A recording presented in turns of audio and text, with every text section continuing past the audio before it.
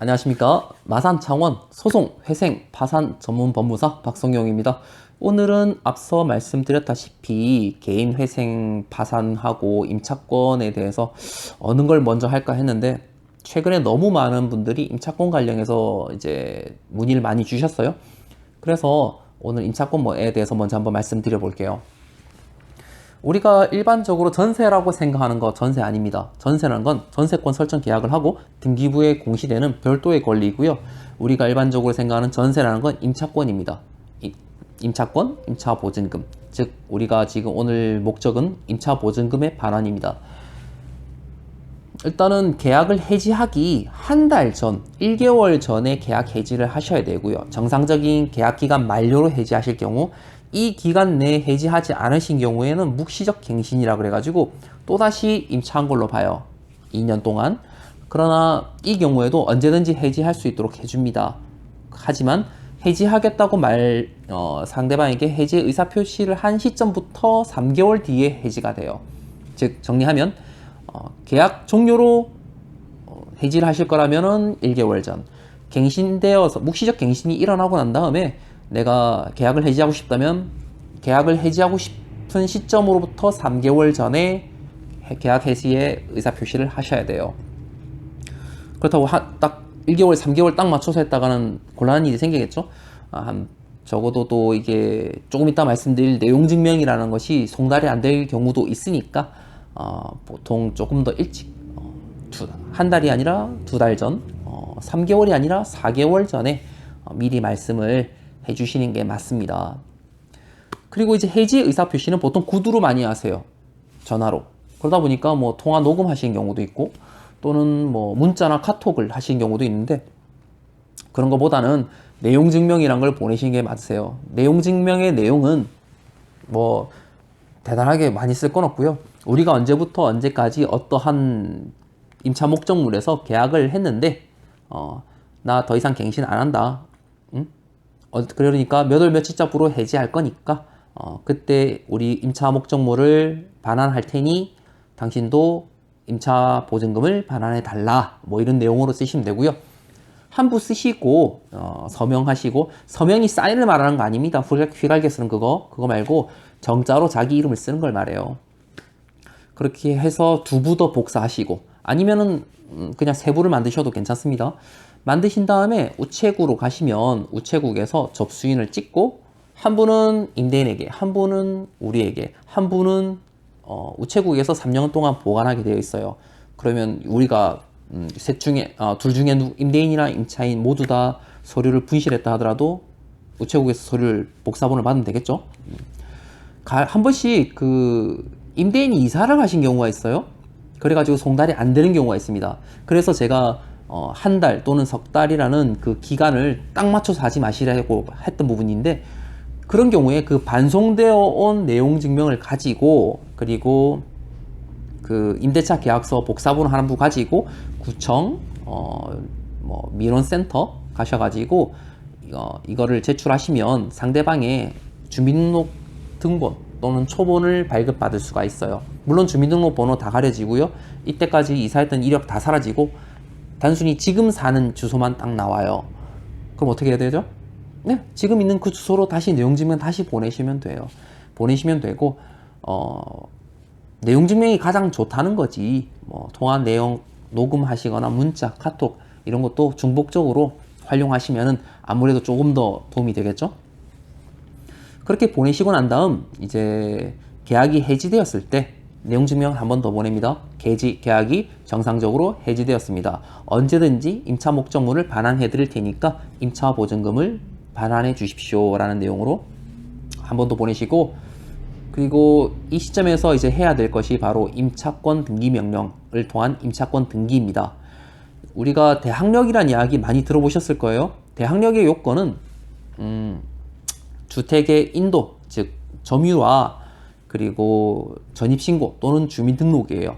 이 2가지 요건이 되면은 요건이 성립한 그 다음날 0시부터 대항력이라는 게 생겨요.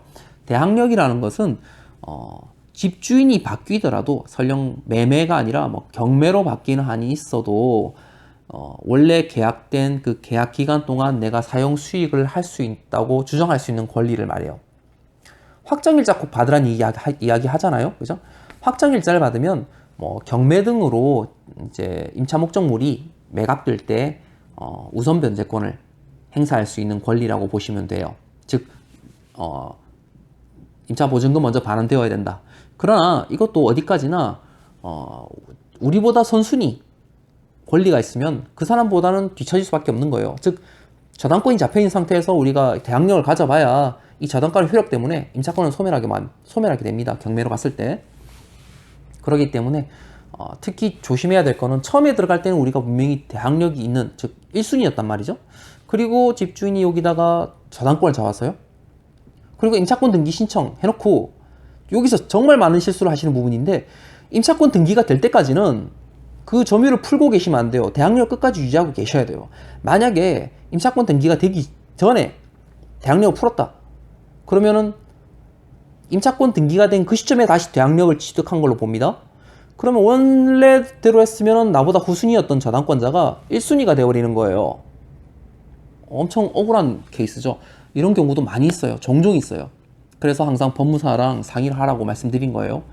임차권 등기 명령의 시간은 일단은 신청하면 뭐 빠르면 하루, 늦어도 일주일을 넘게 기다린 적은 없는 것 같아요. 보통 한 3일 이내에 임차권 등기 명령에 이제 결정문이 나옵니다. 나오고 이제 임대인에게 이의 신청하라고 서류 보내고, 그리고 그 등기소에다가 법원에서 촉탁이라는 절차를 통해서 임차권 등기를 해달라는 명령을 내리게 돼요. 등기소 입장에서는 요청을 받은 거죠. 이 미묘한 입장 차이가 느껴지시나요? 여튼 그렇게 임차권 등기가 되셨다면 이제는 이사 나오셔도 됩니다. 점유를 푸셔도 돼요. 어차피 임차권 등기가 돼 있는 그 시점부터 점유는 계속 유지되기 때문에, 죄송합니다. 대항력은 계속 유지되기 때문에, 그럼 이 시점에서 우리가 또 뭐 해야 되죠? 내용증명. 내용증명 최소 3개는 보내야 돼요. 이번 내용증명은 뭐냐? 나는 이제 나의 점유를 풀고 당신에게 임차 목적물을 인도해 드릴 테니까 조속한 임차 보증금 반환을 바란다. 이렇게 하고 이사를 나가시는 거예요.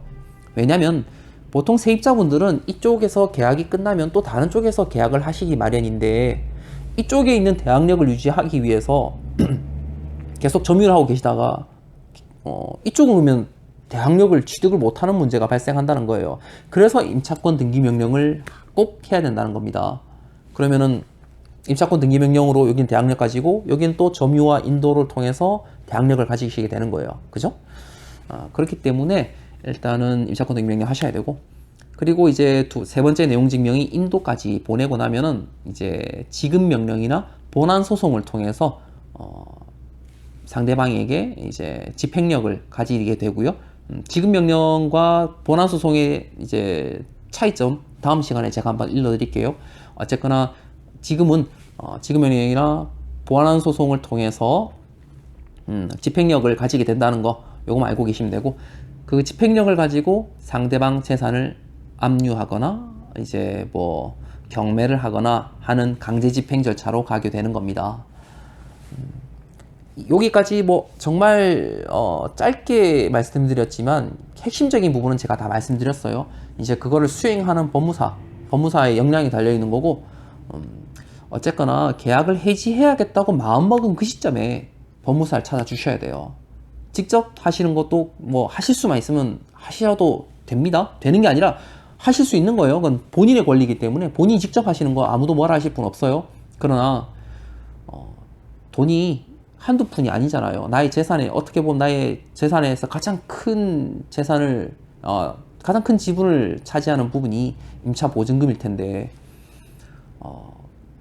조금의 실수로 돌이킬 수 없는 정말 결과를 만들 필요는 없다고 생각하니까, 어쨌거나 계약을 해야겠다고 마음먹은 그 시점에 법무사를 꼭 찾아주시고요. 또 다음 기회에 이제 좀 부실 건물 피하는 뭐 등기부등본 보는 법이라든지 뭐 그런 거에 대해서 또 설명을 드릴 기회가 있을 거라고 생각합니다. 오늘은 여기까지고요. 마산창원 소송회생 파산 전문 법무사 박성용이었습니다. 감사합니다.